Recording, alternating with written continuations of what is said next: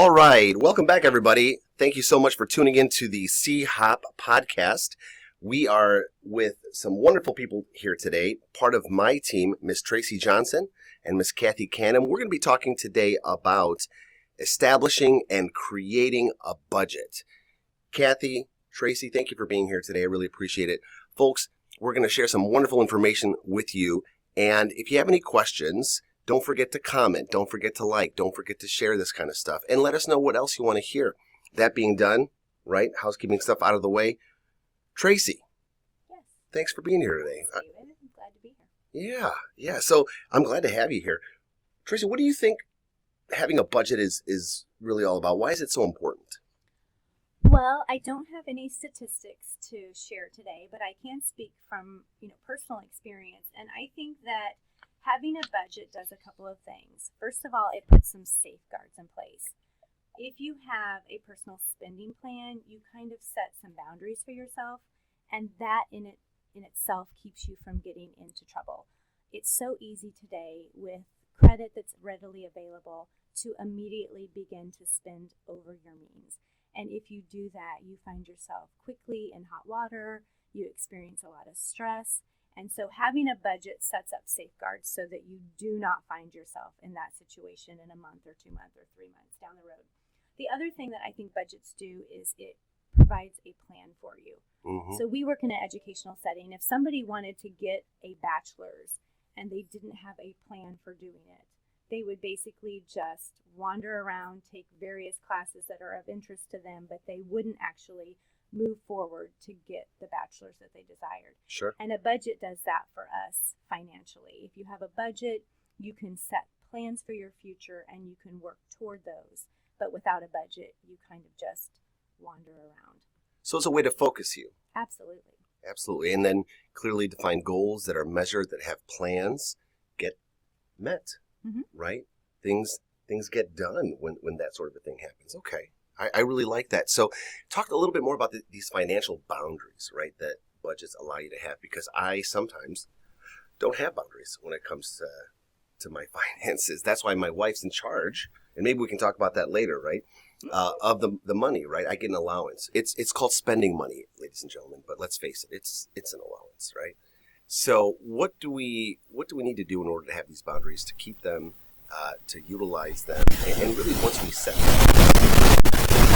Great question. And I think that boundaries are important in any area of our life if we want to get to those goals that you were talking about. Mm-hmm. And so I think for budget, a boundary is just knowing what you have and have available to spend, and then setting some rules, guidelines in place about where you are willing to spend that money. So the boundaries kind of keep you in check so that you don't say, oh, well, I'll just take money that's due for rent and spend it at the mall this week. You have this plan in place where you know what you have available, what's coming in on a monthly basis, and what you're able to spend after you have met all of your needs. So the boundaries make sure that you're putting the money where it absolutely has to go first. Sure. What does that look like? Because, and I asked this question because Dave Ramsey has a system, and he talks about having envelopes for certain things, right, and putting things into cash. And that's kind of like a boundary, right? Cathy, what do you think about that? About the envelopes? Yeah. That's actually something I was going to get into a little bit with sharing my budgeting story. Is that where I can go? Well, yeah, let's do it. Now? Yeah, that'd be great. This is a nice segue. Otherwise, I'd just be duplicating. Yeah. So I was kind of excited about this because I guess I'm really pumped about what my husband and I have turned around with our finances. We are far from perfect at it, that is for sure. But from 10 years ago, we are strides above. So it was actually right at the beginning of the pandemic when all the mortgage rates started dropping. And, well, actually, I'm going to back up a second. We, since I ever had, my first job, it was write down what bills I'm going to pay out of which paycheck. And that's literally what it was, even after we got married. I am not great with having boundaries on money, and I like things. I've worked on that a lot. However, I tended to, if my husband was here, he'd be jumping in. I tended to just always spend more than what we actually had. So that got us into trouble. Not bankruptcy trouble, but just, we never really moved forward. Sure. So here we are, interest rates dropping, working from home at the time because of COVID, and like, hey, let's refi. So we did, and then I learned about like, well, if you are here with your credit score versus here, you get this interest rate. And I told, she's like, do you have any idea what your credit score is? And I remember this like it was shut, and I said, no, but I'm sure it's good because we pay all of our bills on time. Sure. So, clearly not really grasping the whole meaning behind a credit score. And, no creditors are after us or anything, so I'm going to have top line credit score. We didn't. And we didn't get the best rate that we could have gotten. Gosh. And that was frustrating. It wasn't bad, Mm-hmm. but it made me look like, what? How? We're good people. We pay our bills. Why Sure. don't we have Sure. why aren't we up here? So I started exploring that a little bit and realized, oh my gosh, we have to do something different. And so I did what we all do and started just Googling different options and reading more. And I will say that at first, everything made me feel a little sick to my stomach because to me, all these budgets and ways to manage your money, they all to me sounded like, well, that means I can't buy a new shirt when I go to Target. That means I can't do this. I can't. We aren't going to be able to take a decent vacation for 5 years because according to all this, we need to save it. Sure. So, it was just really scary and off-putting to me, but thank goodness, something made me keep going with it, Mm-hmm. and I could really see the good. And I discovered the Budget Mom first, and by the way, Tracy has some links she wants me to add to the notes, and I do as well, several sites that I really like. Okay. So I found the Budget Mom, and she did the envelope method, and I still think she's super cool. And I was like, oh gosh, yeah, I like pretty things. I'm going to get cute little envelopes, and one's going to be for this and one's going to be for that. So I really learned a lot from her. I actually started emailing with her and started exploring what a better credit score, could be for us. So I started just getting deeper and deeper into that. Really liked the zero budget. I don't know if I'm saying that right. It's in the notes. I can't remember. The zero based budget, which is about you look at every single cent you have, and every single cent has a job. Now, one of those jobs might be buying a shirt at Target, or one of those jobs might be a pack of gum at Walgreens when you go to pick up your pictures that you printed, or does anybody even do that anymore? But nevertheless, instead of just looking at what I had to pay and then the rest was a big free-for-all, every single dime that we made had a job. So that was really eye-opening for me. Definitely made us look at how much we were blowing. Yeah. Just really blowing. So I kind of moved in. Then I learned about YNAB, which is You Need a Budget, which is what we currently use. I wasn't wild about the envelope method because, at least as far as I got with it, it's really more using cash, and it's not my thing, but it's a lot of people's thing. Mm-hmm. Some people are terrified of credit cards, and I thought that would be me, but it's not. So I found You Need a Budget. Somebody here at the school actually mentioned it to me, and then she led me to, they have fantastic support. The videos that are fun to listen to and actually sort of comical. So I got into that. Wait. What videos? Who's got these videos? You Need a Budget. Oh, okay. The company that owns it. Got it. Produced it. And where do we find They have terrific. I think it's youneedabudget.com. Okay, cool. It's an app and you do pay for it. But it's basically the envelope method, but it's electronic. Like you could probably set your own up on Excel, but this makes it like super easy. And one of the things I liked it is I do like to use a couple of credit cards. I haven't paid interest since probably the day got that call from the lender about our credit score. And that did used to be a problem. I like getting the cash back and that kind of stuff. It's a little bit of a game for me, so I enjoy using credit cards. Let's hold on just a quick second. Okay. So your website is, and the app is, youneedabudget.com? Yes. Okay. It's called YNAB for short. YNAB for short. Okay. So youneedabudget.com, YNAB for short. There's an app. It costs money. How much does it cost? I think it's $99 a year, but you do get 31 days free. So you can try it for a month. And I am in no way... yeah, we're not sponsored I'm not by them. pushing them. I'm not sponsoring them. This is what works for me. This is just so advice. That's why I'm telling this story. I would think that you would be able to find budget apps for free. Oh, there are. Yeah, several. there are. Sure. This just really, really checked all the boxes for us and really works for us. Okay. And so I will say it's hard to get used to. I struggled with it at first quite a bit. I spent a weekend just glued to the computer, and my husband was working in the yard, and he'd come in and I'd be like, I can't do this. Oh my gosh, I can't figure this out. Forget it. We're never going to do it. And then he'd leave and he would come back in the next time and to get some water or something. And I'd be like, oh my gosh, Kevin, this is going to be so great for us. This is fantastic. So anyone that does want to check it out, I will say, and I'm not the only one. If you read reviews on it, people do rave about it, but they also say that it does have a big learning curve. However, my daughter, I talked to her about it. She was excited about it. As a student, it's free. So while she was in school, I think, okay, don't quote me on that. It's been a while since she did it, but I think that was the case. Maybe get longer. I forgot.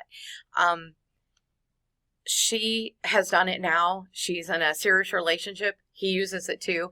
Again, I'm not sponsoring YNAB. There's so many different things to use. This has just what really worked for us. Right, but the idea is of a tool that really changed things for us. And so one of the things that, all of our quote unquote envelopes are our license plate stickers when those come due every year. Sure. The way that worked before was, oh, shoot, we have to fork out this $150 for this. Where are we going to work that in? Now there's an envelope. Now we have multiple the annual payments that we make are all categorized. And it's like, let's say our license sticker is $150. It's divided by 12. It kind of has a little system in there where you can do that. And every month, or not every month, every paycheck, every envelope gets the amount they're supposed to get. So when those bills come and you have to pay your Amazon Prime and you have to do this, it is no problem for me. It's already paid. I pull it. We have 2 labs. Lots of money on food. You know how that goes. It does. And food that you might lose off the counter. That could happen. Yes. That is money out the window for me about every month. So that doesn't happen to us. We're lucky, I guess. She ate 3.5 pounds of potatoes last week. And because labs just won't stop eating. They won't. That's why you have an envelope that says extra miscellaneous. Yes. There you go. Like we actually have an envelope that says stuff I didn't budget for. Okay, I like that. And then we have wish lists, which is something that we learned from the YNAB support videos, and that's just my husband wanted a kayak, and he's always talked about wanting to get a kayak. And a few years ago, I'm like, well, that can be a wish list. So my husband gets an allowance too. That's what's up. Yeah, I supposedly do too, but we don't need to talk about how that works. Because I pretty much manage the money. So sure. So he's like, okay, instead of getting this much on my allowance, I want you to start putting this much into my kayak. Well, he's had a kayak for a couple of years, so it actually made it really fun, and it's kind of a game for us.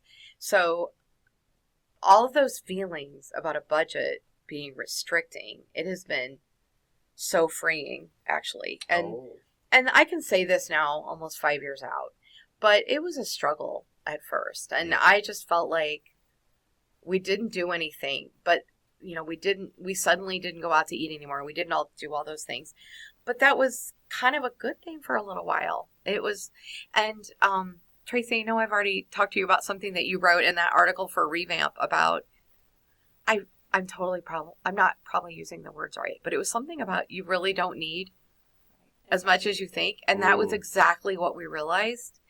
And it felt good to start seeing savings build up. And we did have money in savings. Nothing like we're fortunate enough to do now. But even our savings is not a lump of money. Our savings is broken down into car repair and vet bills and all that. So it's all broken down. Now, that's not to say that we had a big vet bill recently when we had the sick dog, and it wasn't up because we also have a puppy, and a puppy just runs up the vet bills.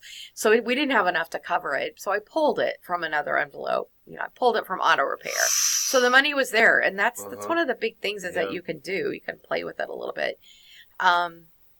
So I guess just to summarize that part, just really examining it with a fine-tooth comb and cutting back and feeling that restriction for a little while was hard, but just I could see a good end. Credit cards, nobody's getting any money from me that they don't deserve, and that's so funny because before years ago, oh my gosh, and so you would pay interest. Oh, I would totally pay interest. But now you're not paying interest. No, not at all. And what that means then is that you've got a balance you can handle every month. Oh, for sure. Actually, I pay off the credit card like once a week because I just like it to be zero. You don't need to. I could set it up to like auto pay. Yeah. And that's one of the things that I liked about this program, and I'm sure there's many others that do. But I have a checking, I have the savings, and then I have, this credit card and this credit card. I use one that's for Amazon to get you more points back than the other one. And so when I make a purchase and I pull it from my cosmetics fund or something, and I use my Amex to pay it, then it automatically pulls out of that Amex and goes into how much money I have to pay on my Amex bill. So I really like that because already it's pulled out of wherever it's supposed to be and it's sitting there ready to pay Amex. How did you that has been magical for me. Yeah, I'm sorry to cut you off, but how did you go from paying interest every month and having a balance to being able to get ahead of the interest, right, and get it to a zero balance? Because most Americans have thousands and thousands of dollars on credit card debt, and with most of your credit cards charging 20 or even low 30s, in terms of percentage of interest, dude, if you make the minimum payment, you'll pay it off in 2097. If you have exactly, $10,000 in debt. So what do you recommend to people? What's in your opinion? What do they got to do in order to dig themselves out of a hole and get to a zero balance? Well, I'm not an expert, and Tracy may want to weigh in on this too. We fortunately were doing a little bit better with credit cards than we had in the past. Okay. Then we just kept throwing money at it right and left. And there's different philosophies on that too. I know Dave Ramsey has different philosophies on it than maybe the Budget Mom does. And I'm not the biggest Dave Ramsey fan, but he's great. It comes back to what speaks to you and what makes it work for you. But we actually called one of the companies and we were able to get our interest rate lowered and make some agreements with them. So I would say do not hesitate to reach out to those companies. Again, not an expert, but I Googled ideas and that was something that I saw. So I tried that, and it's so easy, I think, to say that something was easy when you are way past the big hump. So I just really want to say it was hard for us, but we just kept, again, looking at this is where it can get us. And we were just kind of in the right place for us that we just really liked being responsible for once with our money. Right. And I wrote a couple of notes down here I was going to mention. Social media, you said something at the beginning which prompted me to write that down, that it's it's easy to spend money. Maybe it was something like that.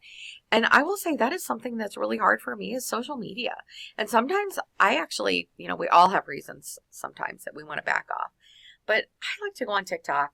There's certain topics I like the videos for. But you just cannot avoid the ads and the influencers and like, I don't want to gatekeep this product. You've got to have it. And you've got to buy this and you've got to buy this and you've got to buy this. And I feel like that's all you hear on social media. And I know it's just a more enlarged version of what we saw on TV back when that's all we really had. So that's hard for me. It might not be for other people, but it is for me. And I've just really had to work at like, my life will not be improved in any way, shape, or form if I get that super cute shirt.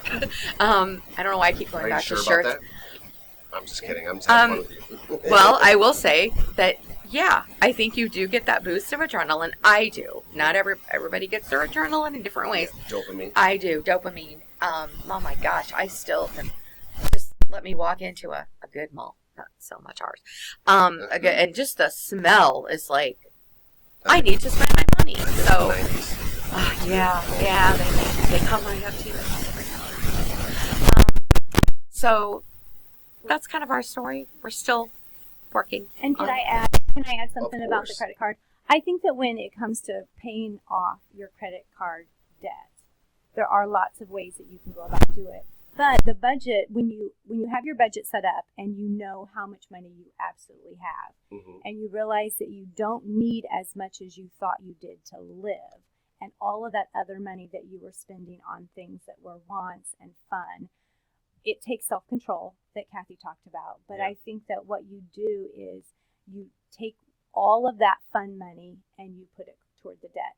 And you continue to do that until you see that debt roll down and then get paid off. And you can do that for credit cards. You can do that for your house mortgage. It just depends on what your goals are. But absolutely being able to pay off your credit card debt so that you're not just giving away free money to your banking or your institution because that interest. Can you imagine how much that would add up and be extra in your monthly, yearly budget if it wasn't going to the bank? And so just knowing what that is and finding extra in your budget that you have. So maybe you don't go out to eat as much, or you don't buy the high brand cosmetics, or you don't go shopping at Target for a couple of months, and instead you put that money toward the credit card bill, and therefore that will just help you pay it off. It's doable, but it does take self-control, and sometimes it doesn't feel great until it's done, and then you're like, I'm out from underneath that weight. One thing we did too is call our insurance company and had them run everything, and we changed our auto and home. So we let's say we saved, I can't remember now, let's say we saved $106 a month. Right. So we took that and that went towards debt. So, and now, gosh, that's hard. So this is really good. So those are two things you mentioned, and this is going to be a nice segue into a question that I have for you, Tracy. The thing that I heard you say, Cathy, was, we called our credit card company and said, hey, man, can you lower our interest rate? And I'm sure it didn't go this smoothly, but they were like, yeah, you got it, sure. So you got your interest rate lowered. You called your insurance company. Can you do anything for us? Can we get any other discounts? Also, we're going to be shopping around, right? We're going to do State Farm, Geico, the general local folks right here in town. You can do that with a lot of other things, right? You can take a look at your cable provider. I saw a meme or a little reel on social media on Facebook, and it said maturing as a adult male is calling your cable provider and internet provider every year and telling them, I'm doing air quotes here, that you're going to cancel just so that they can get you that super secret, I just found a discount for the next year on your services. Yeah, that reminds me, I need to do that. Well, there you go, right? I haven't done it in a while. So reducing costs, not eating out as much, like you said, Tracy, thinking about what you need, not what you want, and then removing that. And what you talked about is this mental component, right? The self-control and dopamine, right? There is going to be a hard time where your dopamine isn't coming from the things that you used to get it from, like shopping and, indulging your impulses. Let's face it, sugar, salt, fast food, things like that, alcohol, whatever the case might be, going out, going to a movie. And there will be a dip. So you have to find things that are going to keep you going at home without spending money. They're going to give you that dopamine. I recommend family time. I recommend exercise, things like that, right? And then switching the dopamine from spending to saving, right? And seeing that money come in and seeing that money going towards a future that you've planned out with goals, right? Yeah. So that's wonderful. That's a nice summary. But I want to talk to you about how, Tracy, if someone wants to create a budget, what is the first step that you recommend outside of the things that we've already talked about? Or if it is what we've talked about, what is that first step? I think the first step that someone would need to take in order to create a budget is to first detail what money they have coming in that is continually coming in. Like if it's your paycheck from your full-time job, some people have side jobs or things that they do, but detailing how much money you have coming in on a monthly basis. And then you have to go and look at what money goes out on a monthly basis. And you really need to write it down. So you can do that by looking at bills only, or if you really want to go deep in, full in on budgeting, you would take a month and you would record everything you spent. Cathy talked about every cent counts, every penny, matters. If you detail and you just take a month and every time you use your debit card, write down what it went for. Every time you use cash, write it down. And then you can look at the end of that month and see, okay, I'm spending X amount of money on food. We're spending this much on entertainment. And then set up a budget according to where you really want your money to go based on your goals for your financial future. And I do think you have to keep in mind about those yearly things that Cathy talked about. And you need to have a slush fund or money set aside for those things that just come up. Life happens, your car breaks down, you have, a vet bill that you didn't expect. Those things can go into an emergency fund. And I think that once you do that, you have a much better idea of what your budget would look like for you to live comfortably and save the amount of money that you want to. And then, of course, tweak as you go. Mm-hmm. Because budgets, like we said, aren't necessarily, they don't have to be restrictive. We want them to be a safeguard and a plan going forward. And so I know for my husband and I, we did do the Dave Ramsey plan and we had envelopes. And we lived by that very religiously for several years. We paid off our house. We got completely debt free. Wow. And then once we did that, we're in a financial place where we can loosen our budget. Mm-hmm. And we're still putting a lot of money in savings. We're still putting a lot toward retirement. But we don't have to live as rigidly as we did at the beginning because we're at a better place now. And so when you get a budget, that doesn't mean that you have to stick to it exactly as is. You do what works for you. And if one budget doesn't work, you find another. And we're going to hopefully give a lot of resources, links and a couple of places that you can go to look for in the comments under the podcast so people can kind of go out and search around and see what works best for them. That's awesome. That's awesome. Yeah, I think those are very, very good steps to follow. And tips and tricks to really take into consideration. And, I'm really glad we're going to share those research those links and those resources that people are going to be able to take advantage of and start doing this stuff. We know what I think of is, and you're a mental health practitioner by trade, right, Tracy? Correct. So can you tell the audience what it is that, you're trained in? I just have a master's in counseling. Come on, get out of here.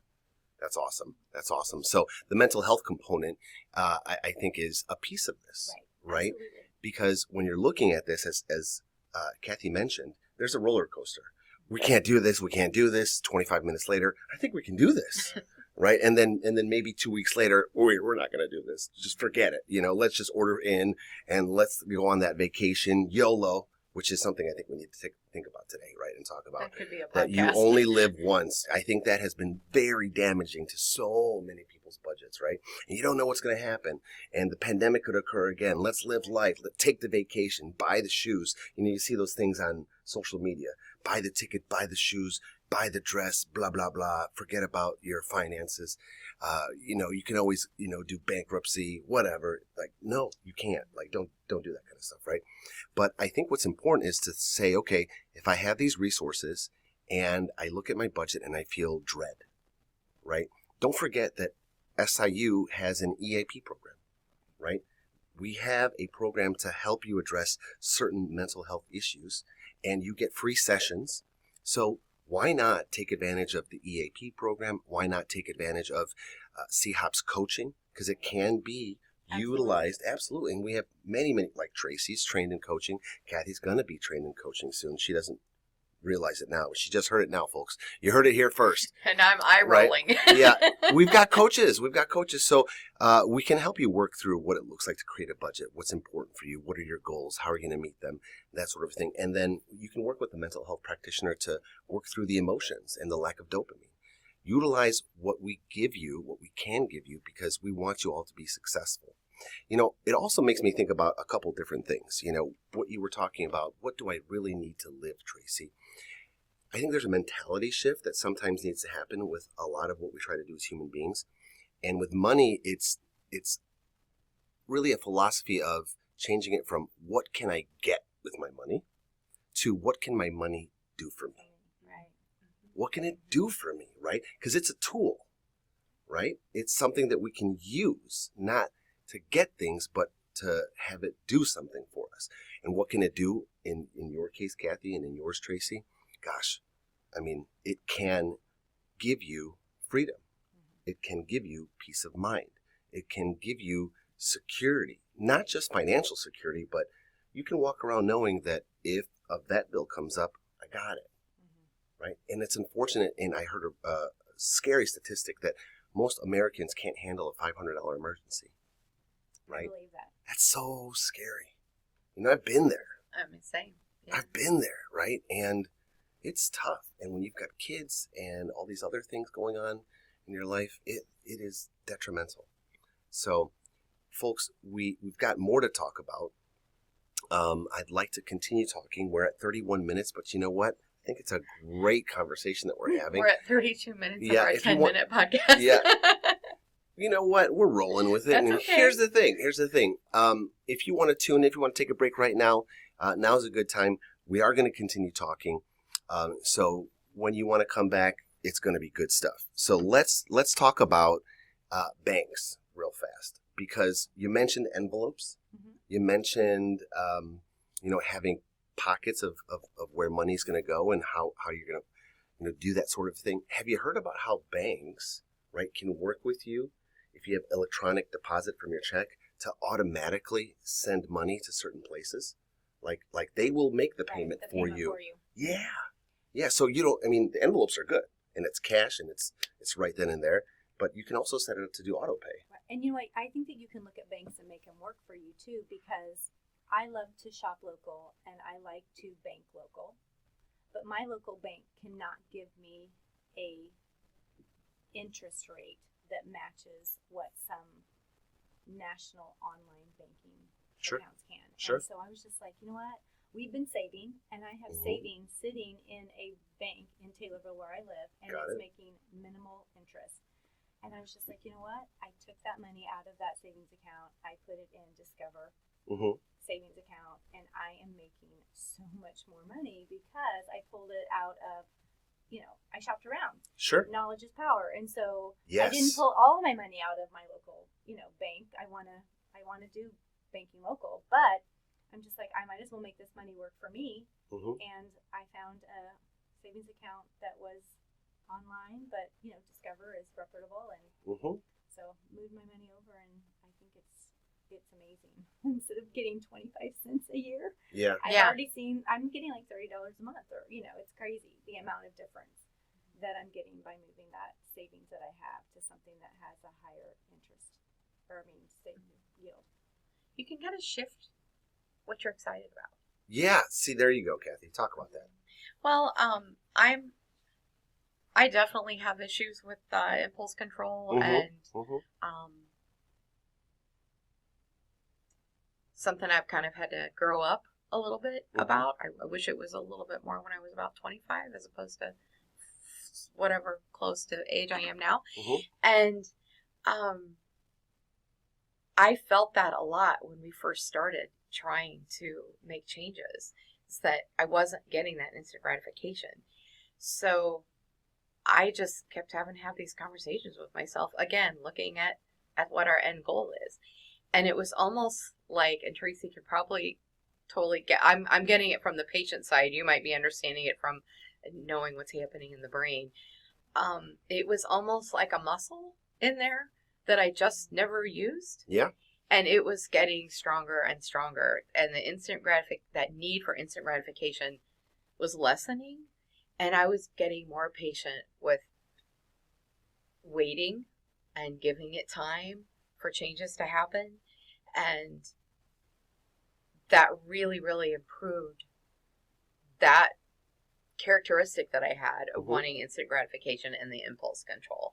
So I feel like that's just like a whole other win that you just cannot really expect. So when I felt more responsible with my money and finances and started to improve patience, it improved a lot of other things too. It certainly improved my marriage just because we weren't freaking out about money so much. Yeah. Less stress. And it's the number one fight with couples. It's the number one over fight. Money. Over money. Yeah. Yeah. So, I don't know exactly how all that works in the brain, but it just made me feel happier. Sure. Not perfect, and not, all my other problems in life did not go away, but it certainly did have a lot of extra benefits that I didn't necessarily think would come. Well, and David, your comment about finances being one of the main reasons that couples fight and the stress in the marriage around finances, a budget is something that you can use to strengthen your marriage. Because if you come together to the table and say, let's sit down and let's think about what goals do we want for our future, for our children, for our legacy to be, what do we want our life to look like in 20 years, and you make money work for you, and you come together and you set goals as a couple and work toward those as a couple, you're actually, instead of pulling each other in different directions around money, you're uniting and working together for a common goal, which strengthens the marriage. Yeah, teamwork, that's what's collaboration. I like that. Yes, I love that. You're absolutely right. right. To think about your future together. It is. And some of the wish lists and the things that you want to do, vacations that we might want to go on when we get to be this age, or what our retirement, what we want that to look like. Just to rip off what you folks were talking about here, Cathy, you said I got more, I got stronger, I got better at delayed gratification. It was like a muscle that I was building up. And yeah, I agree with that. That happens. I've seen it happen. I know the studies. I know that it works. But also, if you trade out what gives you, at least mentally speaking, and the way you think about it, what gives you that dopamine, you can still get your dopamine. You can still have your cake and eat it too, right? So, for example, if you went shopping, okay, and you went to TJ Maxx and you found that cute shirt, there it is again, right? That cute shirt. And, that was going to give you that dopamine. Did it feel better when it was 25, 35, 45% off? So what we do is we say, okay, can I shop, right, and get dopamine? Yes. Can I reduce costs? Can I shop for reducing costs, like with my cable company, with my insurance company? Can I reduce my water bill, right, by using less water? I remember when we were starting off, my wife and I, this is, I don't know, is it embarrassing? I don't know. You let me know. But we were doing everything we could to save money. And I put a brick in each of my toilets. I put a stone brick in each of my toilets so that I could reduce the amount of water that I was using, right? And we were like, 5-minute showers. Like, let's go. It's not a spa. Like, you get in there, you do your business, and you get out, right? This, 20-minute, I need to relax. Maybe have a glass of wine in there, listen to some music. No, we're not doing that, right? And I tell you what, $5, $10, $15 a month adds up, especially when you're trying to get out of debt, right? And I tell you what, the JELLO Jello is pretty darn good, right? But County Markets Jello is pretty much the same, right? And the Tylenol that you get for $9 at Walgreens, it's the same Tylenol that is the Walgreens brand. Yeah.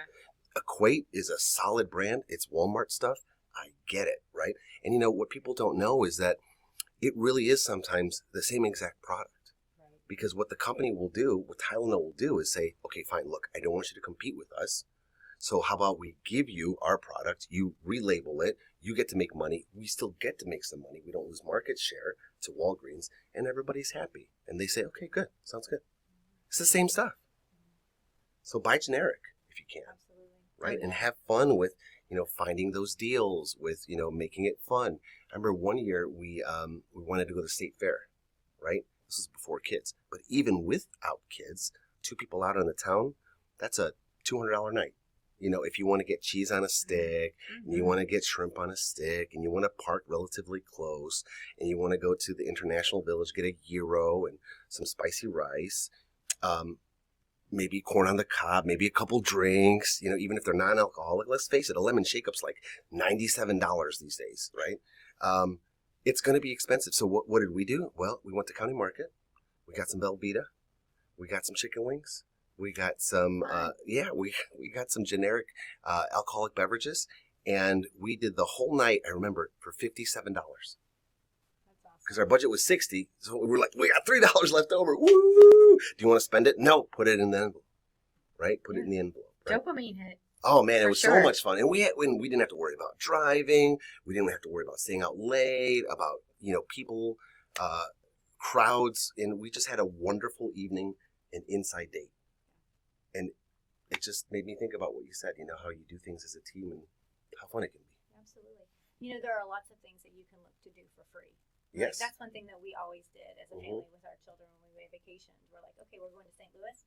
Well, let's look and see what are free things to do in St. Louis. Oh, the zoo. Okay. And any city that you're going to go to, if you're planning a vacation or you have things you want to do in the summer, take advantage of all the things that are offered that are free of cost. Yeah, absolutely. So, what else do we have to talk about here to help people with creating a budget, thinking about making a budget, sticking to a budget?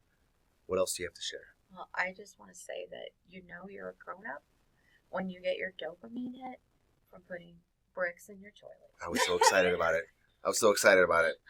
I tell you what, that's I'm not making fun at all. I'm being totally serious. I get it. It's not all we did. It's not all we did at all. We even resorted to making our own laundry detergent. What else did we do? I bought shoes at Goodwill. I bought most of my clothes at Goodwill for a little while. And thrifting is in right now. Absolutely, so it is. Yeah. I was buying, selling, and trading comic books and video games. Anything to make an extra dollar. We got second jobs, and sometimes you need to.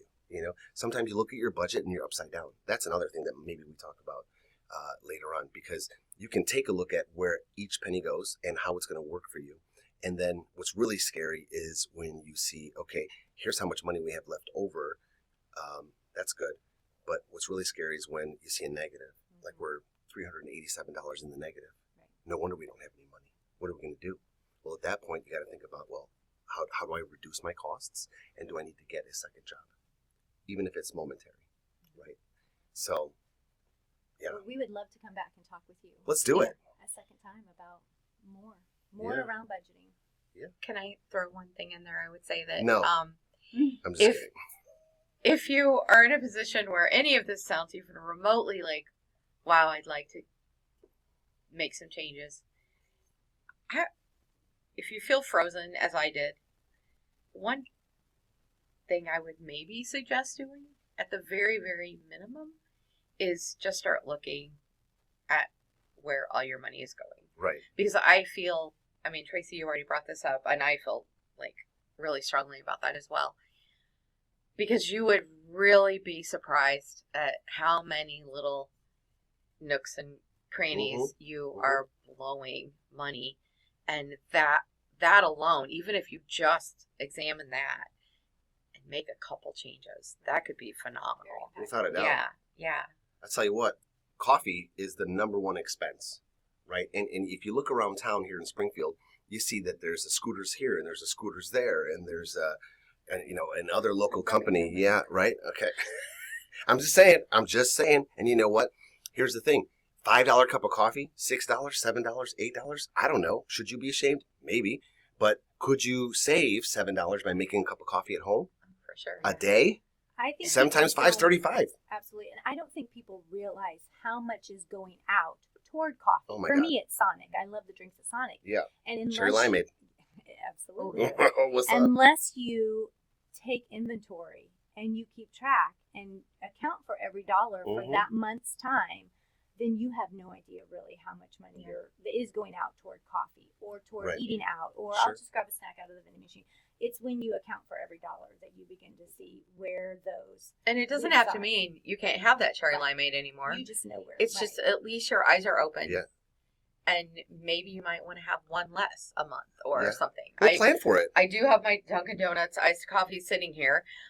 I don't do that very much, and it will be accounted for. You had a podcast today. You know? I just didn't make time, but I have a cold brew thingy at home that costs about $30, and I have that at home. And sure. I should have taken 5 extra minutes and put it together to go, but I didn't. But this is a treat for me.